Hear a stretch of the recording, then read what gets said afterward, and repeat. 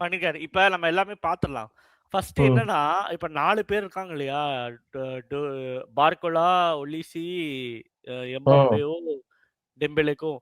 அவங்களுக்கு ம். வந்து என்னன்னா, ஃபைனல் தேர்ட்ல சுத்தமா ஸ்பேஸே தரல. அந்த மாரி டிஃபெண்ட் பேசே பண்றது தரல. வந்து இன்கிரெடிபிலி டஃப். ரொம்ப டஃப்பா டிஃபெண்ட் பண்றாங்க. முக்கியமா கியூபார்சி தான் பாராட்டணும்.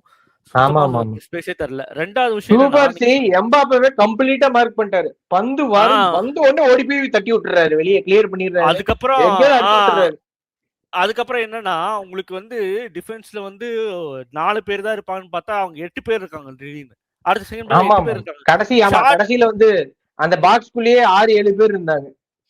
அதுக்கப்புறம் பாத்தீங்கன்னா, ஷாட் அடிச்சா பிளாக்லயே தடுத்துறாங்க. உள்ளே ஏன்னா போக அவர்கிட்ட போனா விட்டுருவாருன்னு தெரிஞ்சு ஷாட் பிளாக்லயே தடுத்துறாங்க. அப்புறம் 3வது பாத்தீங்கன்னா, ஃபர்ஸ்ட் ஹாஃப்ல 3 ஆஃப் சைடு ஆகும். எம்பாப்பே 2 ஆஃப் சைடு ஆமா, எல்லாமே நிறைய offside. Dembele offside, Mbappe offside, இந்த மாதிரி நிறைய ஆஃப் சைடு, கிட்டத்தட்ட 4-5 ஆஃப் சைடு இருக்குன்னு நினைக்கிறேன். இல்ல ஃபர்ஸ்ட் ஹாஃப்ல 3, செகண்ட் ஹாஃப்ல 1 ஆனாங்க.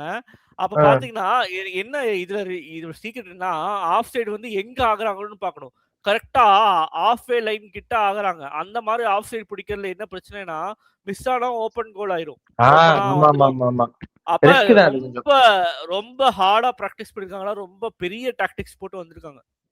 இது வந்து நீங்க சவுதி அரேபியா வர்சஸ் அர்ஜென்டினா மேட்ச்ல பாத்தீங்கன்னா 2022ல ஃபர்ஸ்ட் ஹாஃப்ல 9 ஆஃப் சைடு ஆகும். 9ங்கிறது ரொம்ப ஜாஸ்தியான கவுண்ட். அது எல்லா ஆஃப் சைடும் பெரிய ஆஃப் சைடு கிடையாது. உங்களுக்கு ஒரு காலோ இல்ல ஒரு எல்போ, காலோட ஒரு முட்டியோ இல்ல கையோட தலையோ அப்படிதான் ஆஃப் சைடு ஆகும்.